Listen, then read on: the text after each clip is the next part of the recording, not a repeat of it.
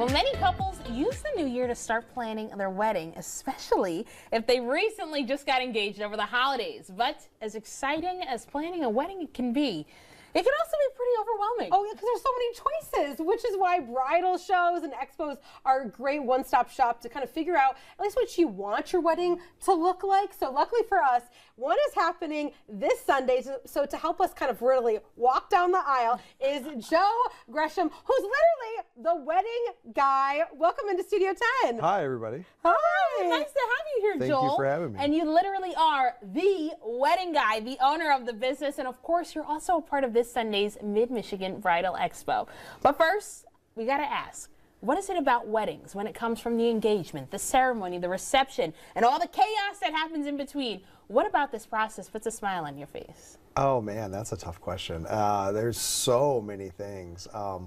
I've been doing this. I started a little DJ company when I was 16, so I've been doing weddings for a very long time.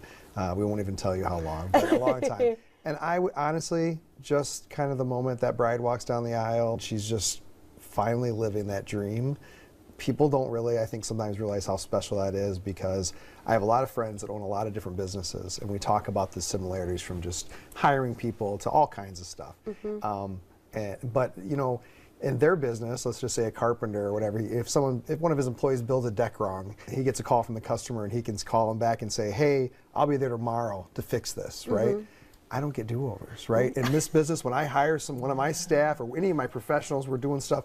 And the other part of that is, not only do we not get do-overs, we got to do it right the first time, but that customer hasn't been dreaming about that deck since she was 3 years old, right? So they're dreaming about this, walking down the aisle, and I think once that happens and materializes for them, even though may not even know that couple that well, man, it just gives you chills, because you know they're feeling finally that moment that they've been dreaming about their entire lives. Yeah, I have chills just hearing you say that. Yeah. Exactly. So what are some of the vendors that we can expect, the range of vendors that will be there? Coming out to the bridal show is an amazing process. It's fun. You bring your mom, your bridesmaids, your girlfriends, or bring the guys along. There's always vendors with food. So that's how I get my buddies to come out when they were talking about different stuff. I'm like, hey, come with your girl. There's going to be food and all kinds of stuff out there. When you need to help pick out the DJ, do your part, do something, right? Yeah. But there's florists, there's DJs, where you have suit companies and bridal gowns. There are multiple bridal gowns, and it's just a great place to kind of come out and find all those different segments that maybe you're missing. There's all kinds of stuff, and then there's new stuff. It is a great place to start for sure if you're just planning a wedding.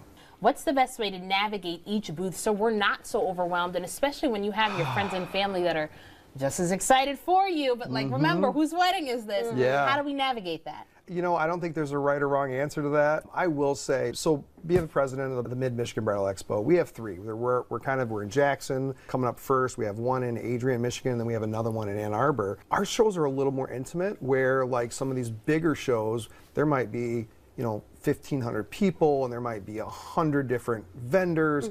We typically enter less than 50 vendors. We're usually around 300 to 500 guests. It's not as overwhelming, where you're just feel like there's so much to see and do, and you're trying to rush through and do it all. But just grabbing the information, maybe, like I said, talking to a couple of them. If you see something you're kind of interested in, you need to lean in and talk to them, not just steal a pamphlet and walk away, because you're still going to be just as confused when you get home. Just like going online, you're like, oh, I got this card, I don't remember talking to him, but maybe write something down on the card if you're like, this guy seemed fun, or this is energetic, or I like that florist, she had this bouquet. And then the other thing too, should they have a rough idea of like a budget? Like, what other kind of advice would you give couples or someone that's coming? I think because weddings are so specific, there is a lot of sticker shock. You do need a budget, but you also need to go, well, it may need to be a little flexible. You may need to spend more money on your DJ, or spend a little less money on maybe trinkets or whatever. You can find them a little different. But yeah, I mean, the cost to get in our show, at least the Jackson shows, are $7 at the door. Each show is priced a little bit differently. But yeah, they definitely need to have a little budget